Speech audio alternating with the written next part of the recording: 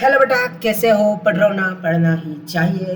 मैं यथार्थ मिस्त्री, आपका प्यारा यथार्थ भैया, द मेंटर्स ऑफ स्टूडेंट्स, है ना। So welcome to the channel, है ना, द यथार्थ मिस्त्री साइंस एजुकेटर, है ना। तो वेलकम गाइस, कैसे हो? पढ़ रहे हो ना? पढ़ना ही चाहिए। तो बेटा मैं क्या बता रहा हूँ कि आपको कि आज मेरा वेबकैम में थोड़ा प्रॉब्लम हो गया है, इसलिए जो हमारा वीडियो है इसलिए जो हमारा वीडियो है वो नहीं दिख रहा है, मेरा वीडियो। तो उसके प्रॉब्लम, लेकिन वीडियो तो बनानी है अपने को, अभी मेरा मुंह देखने थोड़ी आया आप। तो क्या आज क्या बात करने वाले सर? हम आज क्या बात करने वाले? तो आज बेटा स्कूल वर्सेस जेई नीट।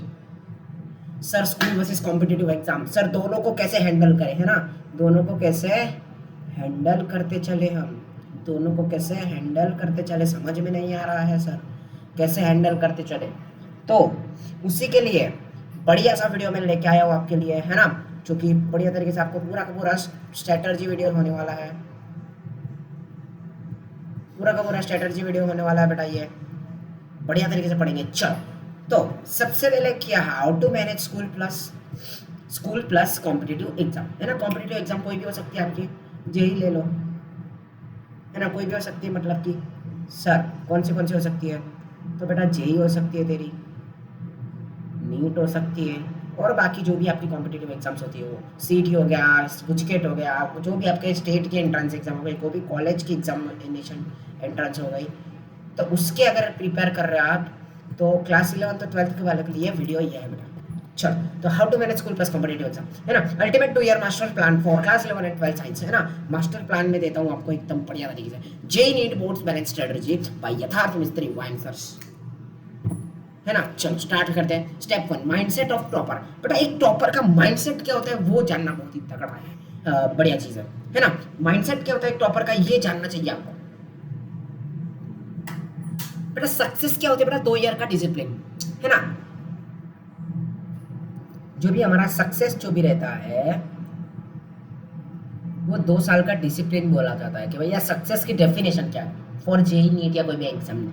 तो बेटा 11th 12th की जो डिसिप्लिन है वही बोलते हैं, है ना। हाँ बेटा, अगर आप क्लास 12th में हो तो भी ये वीडियो देख सकते हो, बिल्कुल देख सकते हो, है ना। मैं सबके लिए यहाँ पे पूरा पूरा स्ट्रेटजी वीडियो लाया हूँ, टेंशन मत लो, सबके लिए ये बढ़िया वीडियो है, बढ़िया वीडियो बेटा, ये वीडियो देखते जाना है। चलो, तो सक्सेस बेटा 2 साल का डिसिप्लिन है, मतलब सर मोटिवेशन टेम्पररी होता है, डिसिप्लिन परमानेंट होता है, ये बात तो हमने पिछले लेक्चर में भी पढ़ी थी, है ना। Fall in love with daily hard work, है ना। लव में तो फॉल हो मतलब प्यार में गिरो, लेकिन हार्ड वर्क के प्यार में गिरो, है ना। हार्ड वर्क के प्यार में गिरो, है ना। वो वाले प्यार नहीं लाला, वो वाले प्यार नहीं, नॉट दैट लव, है ना। नहीं तो तू ये वाला लव समझ रहा, ये वाला लव समझ रहा तू, ये वाला लव नहीं रे मेरे बाबू, ये नहीं, अपना हार्डवर्क कर लो। ओके, चलो, नो एक्सक्यूजेस ओनली एग्जीक्यूशन। बेटा पढ़ते टाइम आपको कुछ टाइम ऐसा होएगा, सर यार समझ में नहीं आ रहा है। अरे समझ क्यों नहीं आ रहा है? तो सर ये पढ़ा रहे टीचर्स लोग बराबर पढ़ा नहीं रहे हैं, है ना। टीचर्स लोग बराबर बराबर पढ़ा नहीं रहे, कंटेंट उस हिसाब का नहीं दे रहे, एग्जाम्पल्स ही दे रहे, थियरी तो पढ़ा ही नहीं रहे, और थियरी पढ़ा रहे एग्जाम्पल्स तो दे ही नहीं रहे, फॉर्मूला दे के ही सीधा आप ले ले रहे, डेरिवेशन नहीं करा रहे। ये सारे एक्सक्यूजेज है बेटा, सब टीचर्स करवाता है, लेकिन खुद की मिस्टेक नहीं दिखाने के लिए आप एक्सक्यूजेज देते हो। ये देना बंद कर दो, खाली एग्जीक्यूशन। बेटा कुछ अगर टीचर से नहीं दे पा रहे तो खुद से करो। और ऐसा बनता ही नहीं है कि कोई टीचर आपको पूरा का पूरा कंटेंट ना दे, ऐसा कहीं पे भी नहीं बनता है। ओके, चलेगा। तो प्लीज बेटा एग्जीक्यूशन पे काम करो, है ना। Class 11 concept building year. बेटा बहुत सारे बच्चे क्लास 11 वेस्ट कर देते हैं, लेकिन अगर आप क्लास 11 में अभी आए हो, अगर क्लास 11 में अभी आए हो, ये क्लास 12 के वालों के बच्चे के लिए बात नहीं कर रहे हो, अगर आप क्लास 11 में अभी आए हो, आपकी एग्जाम 10th की खत्म हो गई है, तो बेटा आपको क्या कर लेना है, क्या कर लेना है बेटा, क्लास 11 वेस्ट नहीं होने देना है, बस प्लीज इतना ही बोल रहा हूँ मैं, है ना। क्योंकि 12th में 100 आउट ऑफ 80 स्टूडेंट्स ऐसे ही रहते हैं जिनके 11th जो रहता है वो वेस्ट हो गया होता है। क्यों सर वेस्ट हो गया होता है? अरे टाइम पास करते रहते कहीं पे भी, है ना, दोस्तों के साथ घूमते रहते हैं। 11th का इजी है, चलो घूमते हैं ना यार, है ना, दोस्त के साथ घूमते रहते हैं, पेरेंट्स के साथ घूमते रहते हैं, है ना। फिर कहीं पे भी यहाँ पे रोज बाहर खाना है, ये सब चीज़ें, यहाँ पे आईपीएल देखना, मैच खेलने जाना, है ना, ये सब चीज़ें करने लगते हैं क्लास 11th में, इसलिए वेस्ट हो जाता है, अभी पढ़ते नहीं आता। तो उसके लिए क्या करें?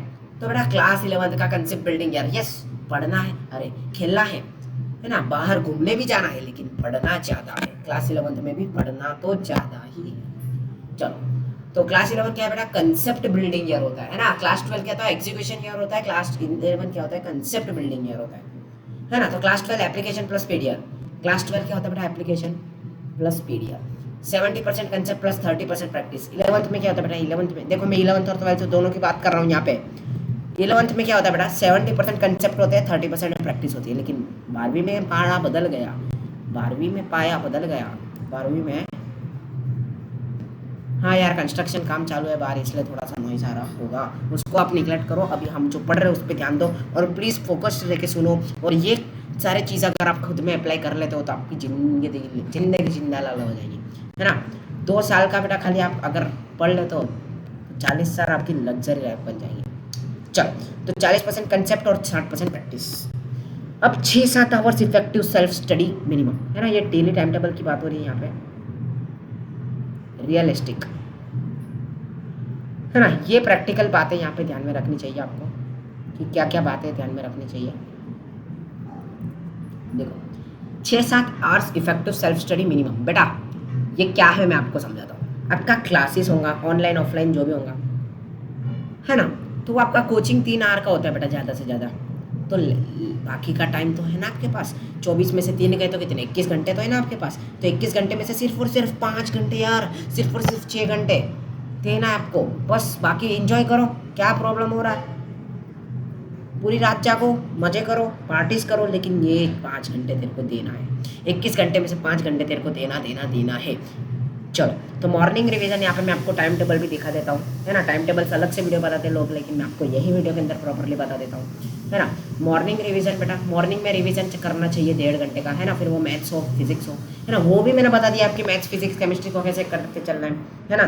वो भी वीडियो मैंने डाल दिया बेटा, प्लीज़ वो वीडियो देख लेना। इवनिंग कोचिंग हम टाइम 3 घंटे का कोचिंग मैंने बोला।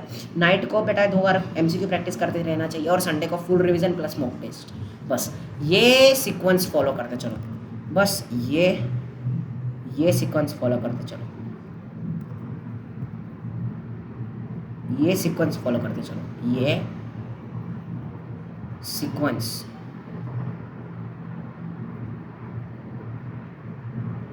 ये सीक्वेंस फॉलो करते चलो। Okay, NCERT is equal to bible for boards plus NEET. यहाँ पे नीट और जेई दोनों के लिए एनसीईआरटी बहुत इंपॉर्टेंट बेटा हो जाता है आपके लिए, है ना। आप अगर कोई let's say H for example Maharashtra board में पढ़ रहे हो तो एचएससी महाराष्ट्र बोर्ड आपको होता है स्टेट, लेकिन उसके साथ अगर आप जेई नीट की प्रिपरेशन कर रहे हो तो एनसीईआरटी तो पढ़ना ही पड़ेगा ना बेटा। एनसीईआरटी आता है हमेशा, आपका लाइन टू लाइन सवाल आता है केमिस्ट्री में और बायोलॉजी में।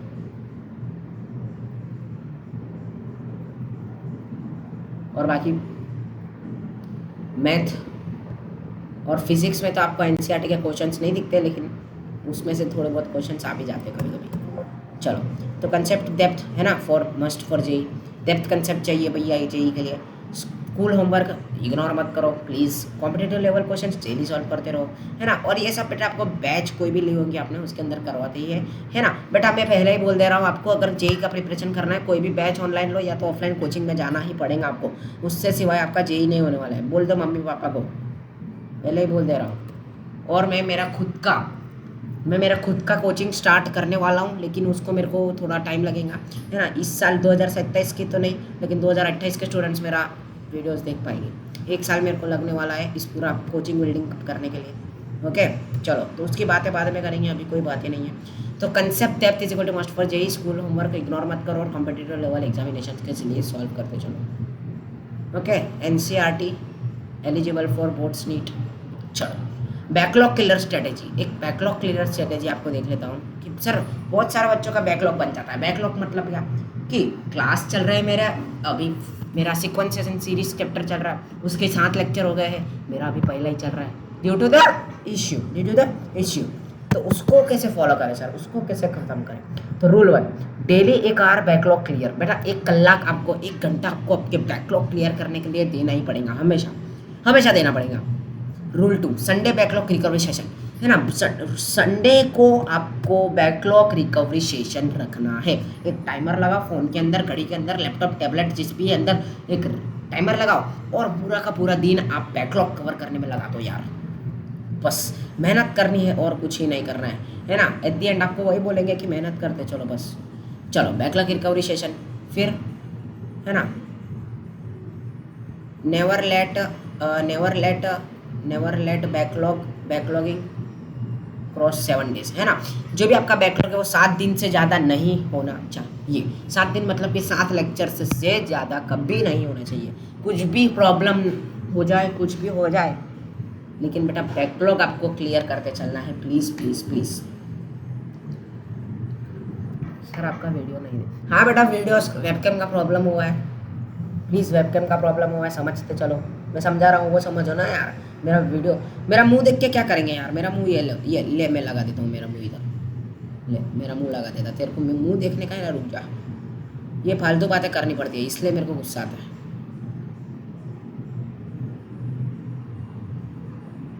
है ना। ले चल ले मेरा मुंह बस, अब ये चलेगा। चलो तो ये बातें क्लियर रखना। मैं क्या बैकलॉग जो रहता है ना वो कैंसर जैसा रहता है, जल्दी ख़त्म करना पड़ता है ना। ये मैं बोलना चाहता हूँ आपको, हिंदी में बात बोली गई है, ये इम्पोर्टेंट। चलो एक्टिव रिकॉल, हाँ यहाँ पे मुंह बना देता हूँ पहले, है ना। चलो active recall plus paste revision, active recall plus paste revision, ये क्या है? स्मार्ट स्टडी टेक्निक है बेटा, एक स्मार्ट स्टडी टेक्निक है। PYQs गोल्ड माइन है ना, PYQ है बेटा गोल्ड माइन। PYQ सॉल्व करते चलो, कहाँ से सॉल्व करना है पता है आपको, है ना। कहाँ से मार्क्स एप्लीकेशन आपको पता ही है। बेस्ट क्वालिटी PYQs देखने मिलेंगे आपको। चलो मिस्टेक्स कॉपी मेंटेन करो, मिस्टेक कॉपी मेंटेन करते चलो हर चैप्टर के बाद बेटा। 100+ MCQ, समझ रहे हो, 100+ MCQ। और बेटा आपको आपके लेक्चर में 100 MCQs तो वैसे भी सॉल्व करवा देंगे आराम से। एक लेक्चर के अंदर भैया 20-30 MCQs करते हैं तो समझो 10 भी लेते हैं तो भैया 200 तो वैसे ही हो गए, है ना। तो MCQs की टेंशन नहीं है अगर आप क्लास ले रहे हो तो। 11th को लाइटली लिया तो 11th में प्रेशर एक्सप्लोजन, 11th को लाइटली लिया, मैंने वही बोला 11th को लाइटली लिया तो 12वीं भी हो जाएगा, लेकिन प्रेशर बहुत ज़्यादा रहेगा बेटा, है ना। मेरे साथ हुआ इसलिए मैं बता रहा हूँ। मैंने 11th को लाइटली लिया था, वैसे लाइटली नहीं, मैंने जेई का प्रिपरेशन नहीं किया था, मेरे को जेई करना था, लेकिन मैंने 11th में जेई का प्रिपरेशन नहीं किया और मेरा जो बोर्ड था उसका प्रिपरेशन किया, है ना। फिर लास्ट में मैंने क्या किया, जेई के इंपॉर्टेंट चैप्टर्स पढ़े, है ना। फिर 12th में मैंने क्लास ले लिया था एक जगह और फिर मैंने पढ़ा, तो मेरा जेई में कितना रहेगा भाई, 1,20,000, बहुत ज़्यादा कम रहेगा। ओके तो वो जाने दो अभी, इसको मेरे को याद नहीं करना है। फाउंडेशन स्ट्रांग नहीं तो रैंक मुश्किल, जो मैंने बोला ना, अगर आपने कोई क्लासेस बराबर नहीं ली है तो आपका रैंक मुश्किल है। फाउंडेशन स्ट्रांग होना चाहिए। फाउंडेशन मतलब क्या बेटा, क्लासेस, ओके, ऑनलाइन हो या ऑफलाइन हो। Daily physics plus chemistry compulsory, हमेशा हर रोज़ फिजिक्स और केमिस्ट्री तो आपको पढ़ना ही है। और मैथ्स और bio alternate heavy chapters, heavy practice बेटा। मैथ्स ले लो, है ना, PCM ले लो, या PCM भी आए तो PCM मैथ्स की बात करते हैं, PCB भी आए तो बायोलॉजी की बात करते हैं बेटा। इसके लिए आपको हैवी प्रैक्टिस चाहिए, है ना। बहुत ज़्यादा PYQ प्लस बहुत सारा क्वेश्चंस, है ना। अगर आप बात करते हो मैथ्स की तो बहुत ज़्यादा MCQ सॉल्व करना पड़ता है। बायो की बात करते तो बहुत ज़्यादा थ्योरी रटनी पड़ती है। ओके तो ये बात ध्यान में रखने की कोशिश करना है। Class 12 execution mode, okay. 11th को आपने कंसेप्ट क्लियर कर लिया, आप 12वीं में एग्जीक्यूशन करना है ना। अक्टूबर तक सिलेबस कंप्लीट हो टारगेट करो, है ना बेटा। आपका अक्टूबर तो नहीं, चलो नवंबर तक तो आपका सिलेबस एंड हो जाएगा। उसके बाद आपको क्या करना है बेटा, down over full mock phase. जनवरी में पूरा का पूरा मॉक फेज चालू चाहिए, मॉक टेस्ट, है ना। जनवरी मंथ में 30 दिन होते हैं, 30 दिन में I think 15 mock test solve करने चाहिए आपको। Minimum 30 day full length test, है ना। फुल लेंथ टेस्ट सॉल्व करते चलो।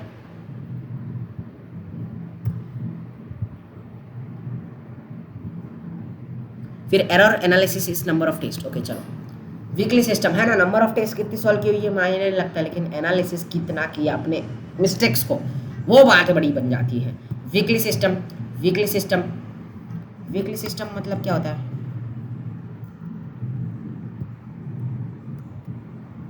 वीकली सिस्टम मतलब क्या होता है बेटा? मंडे टू सैटरडे क्या प्लानर होना चाहिए आपका, क्या प्लानर होना चाहिए? तो Sunday to Saturday learning practice और संडे टेस्ट प्लस एनालिसिस, है ना। ये देखो, ये मैंने बोला आगे, पहले ही बोल दिया था मैंने, ये मैंने आगे ही बोल दिया, ओके। इसलिए मैं अभी इसको स्किप कर रहा हूँ। 6-7 घंटे, हाँ 6-7 घंटे प्लीज़ यहाँ पे पढ़ते स्लीप लेते चलो आप। आपकी एज है अभी इसलिए 6-7 घंटे लेने की एज है, ये सबसे कम मिनिमम यहाँ पे इतनी घंटे नींद लेनी चाहिए। मोबाइल इस कितना होना चाहिए, 1 घंटे से कम होना चाहिए। चलो 2 साल की तपस्या 40 साल की लग्जरी, बस इतना याद रखो। ये खाली इतनी लाइन रख लो कि 2 साल या 1 साल की तपस्या, अगर 1 साल 2 साल की मेहनत कर ली, आगे के 40 साल तेरे सेट।